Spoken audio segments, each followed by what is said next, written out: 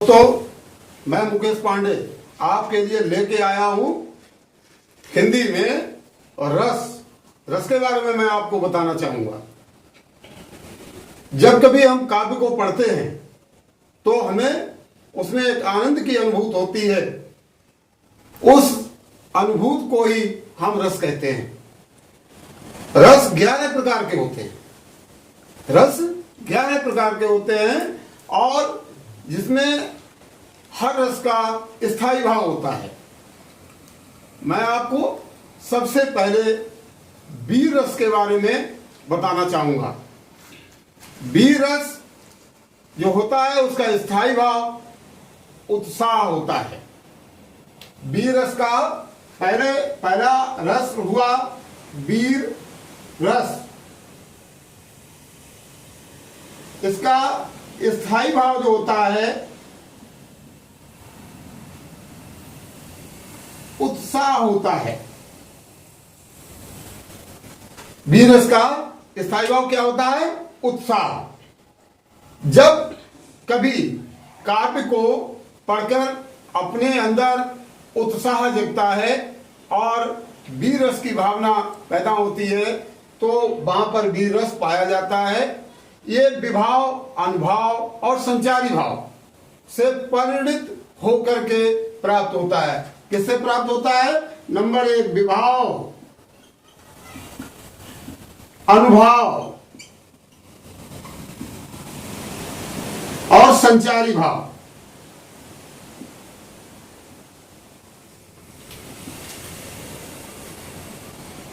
ये 3 होते हैं।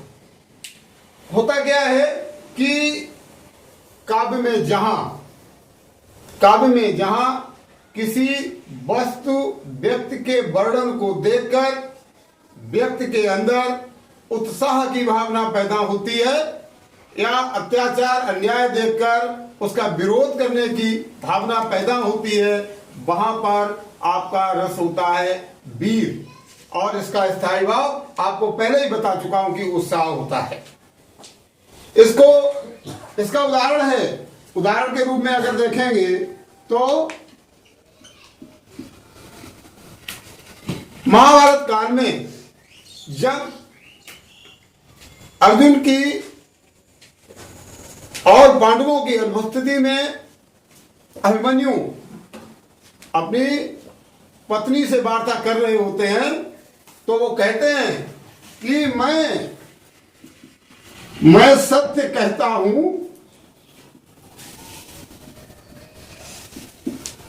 प्रिय सुकुमार मत जानो मुझे।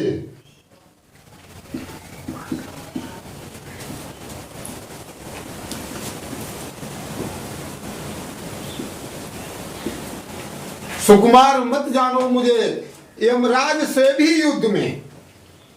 आगे की बात है कि यमराज से भी युद्ध में प्रस्तुत सदा मानो मुझे। ये कथानक सिद्ध करता है कि अभिमन्यु के अंदर उत्साह भरा हुआ है और वो अपनी पत्नी से कहता है कि मैं पिताजी की अनुपस्थिति में भी व्यू को तोड़ने की क्षमता रखता हूं। मैं सत्य कहता हूं, प्रिय सुकुमार मत जानो मुझे, यमराज से भी युद्ध में प्रस्तुत सदा मानो मुझे। तो मैंने आप सभी को अपने जो शब्द हैं उनमें वीर रस के बारे में बताया है। एक बार फिर बताना चाहूंगा, वीर रस का स्थायी भाव उत्साह होता है जो विभाव अनुभाव से परिपूर्ण होकर संचारी भाव में परिवर्तित हो जाता है। और वीर रस की जो परिभाषा है, जैसा कि हमारे पुस्तकों वगैरह में दी गई है कि जब किसी व्यक्ति पर अन्याय अत्याचार देख करके या किसी कमजोर व्यक्ति पर दूसरे का अन्याय देख करके उसे उसके प्रतिकार की भावना पैदा होती है, उस समय वीर रस की उत्पत्ति हो जाती है और वीर रस विभाव अनुभाव संचारी भाव से परिपूर्ण होकर के सामने आता है और उसका उदाहरण मैंने आपको दिया है, मैं सत्य कहता हूं प्रिय, सुकुमार मत जानो मुझे, यमराज से भी युद्ध में प्रस्तुत सदा मानो मुझे। इसके बाद नंबर 2 पर आता है हास्य रस।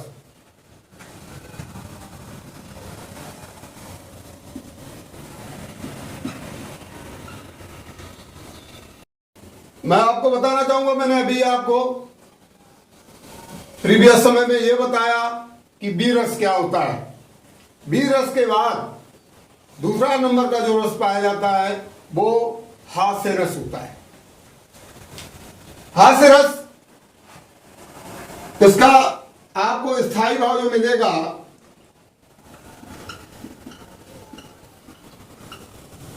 वो हास्य होगा। हास्य रस का स्थायी भाव क्या होता है? हास्य होगा। किसी व्यक्ति की विकृत अवस्था, विकृत आकृत आदि को देख करके मन में जो उद्गार, जो विचार, जो भाव पैदा होते हैं वो हास्य रस में जाते हैं। यहां पर कहेंगे किसी व्यक्ति की विशेष आकृति देखकर जो मन में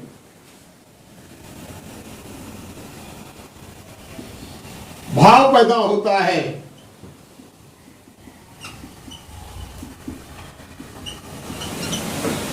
उसे हास्य रस कहते हैं।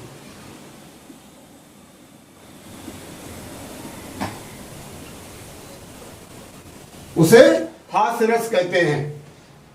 जैसे एक उदाहरण है,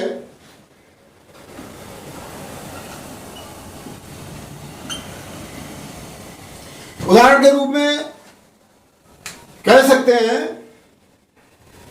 कि घोड़े जैसी चाल, किसी की चाल को देख करके कह देते हैं, संज्ञा दे देते हैं कि घोड़े जैसी चाल, हाथी जैसा शरीर।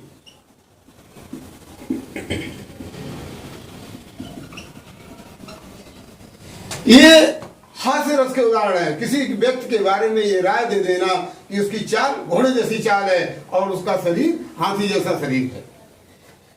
एक पद्य में इसका उदाहरण है,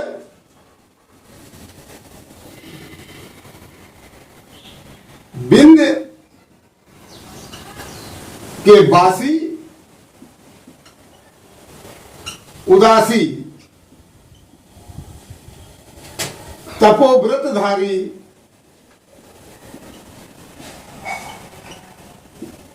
महा बिनु नारी दुखारी।